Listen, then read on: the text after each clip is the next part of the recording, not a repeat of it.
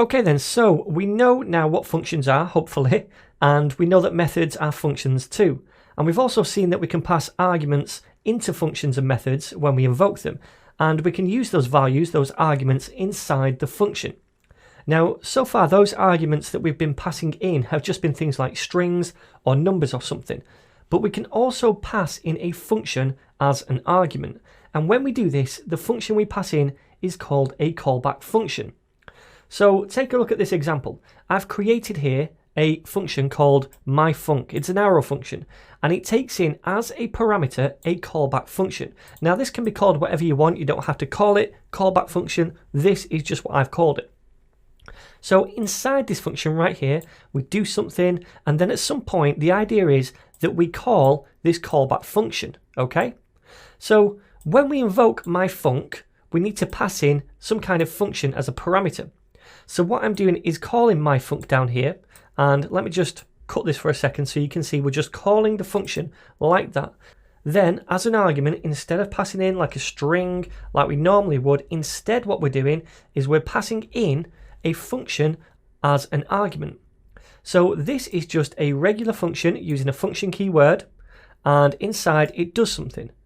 Now when we call the callback function up here, what we're doing is calling that callback function, and we're passing in this value as an argument. This value is something we define inside the function up here. So inside the callback function, when we pass it in, we have to declare that parameter, because when we call it, we're going to be getting a value inside it. So now that value is passed into this callback function when it's called, and we can log it to the console if we want to, or do something else with it. So if I save this and preview, we can see that value logged to the console. Now this seems like a lot of work to do just this, what I've just done, but this is just to demonstrate the general premise of a callback function.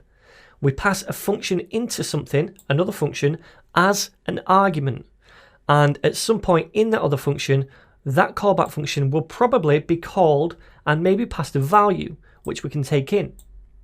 So that's the general premise. Now what I'm going to do is convert this into an arrow function right here. So first of all, I get rid of the function keyword. Then we need an arrow like so. And then because there's only one parameter right here, then we can just delete these parentheses. So this is exactly the same.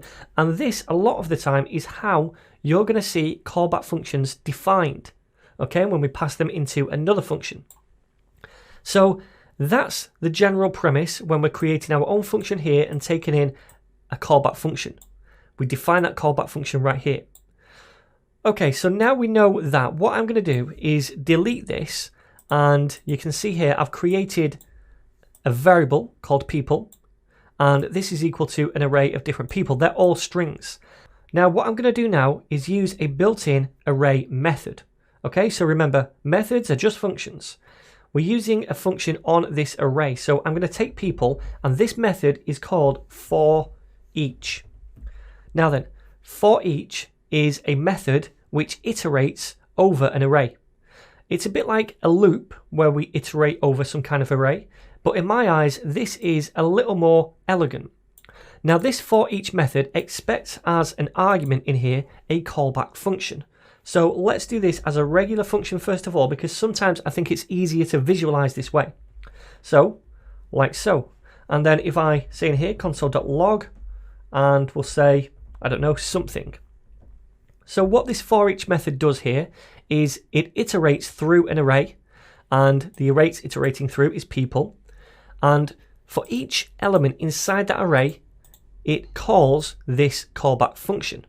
So this is going to log out for each element inside that array. So we should see it 1, 2, 3, 4, 5 times, because the function is going to fire 5 times, once for each element in the array. So if I save it and preview, we can see we get 5 right there next to something. Okay, so it's done it 5 times. Okay then. Now inside this callback function, we can actually take a couple of different parameters. The first one is whatever the value is at the time that we're iterating over. So every time we fire the function for each individual element, we get that element as our first parameter. Now I'm calling it person because it makes sense to use the singular of people because these are all people, so each one is a person, but you can call it whatever you want. You can call it Val if you want, it doesn't matter. I call it the singular of whatever this is. So now we can log out the person each time around. So that should be Mario, then Luigi, then Ryu, then Sean, and then Chun-Li. So let's save it, and we can see those right here, okay?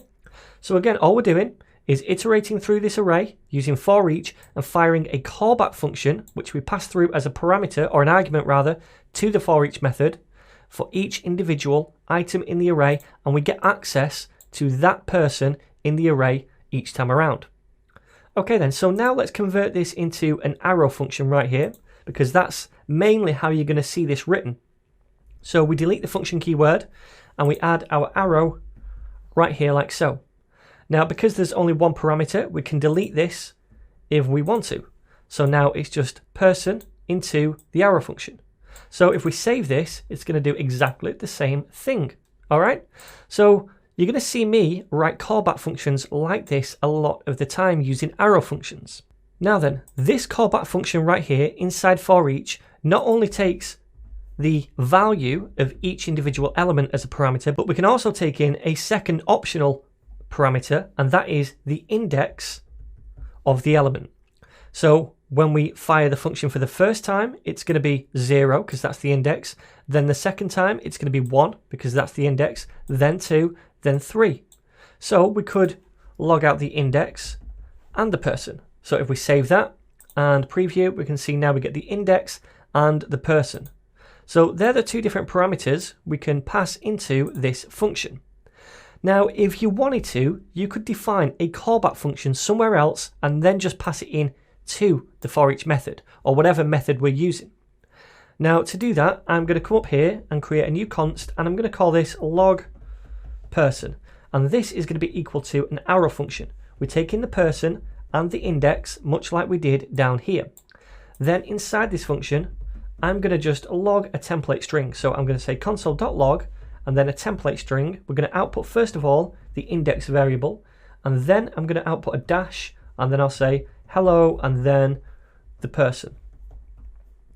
Okay, so now we've created this function. What I can do is use this function as a callback function for this method. So instead of defining the function here now, we're defining it up here. And now I could just say log person, like so. And what we're doing is essentially passing this arrow function into this ForEach method. It's doing exactly the same thing, and this should still work. So, although it's spelled incorrectly, helo, we still get the desired results.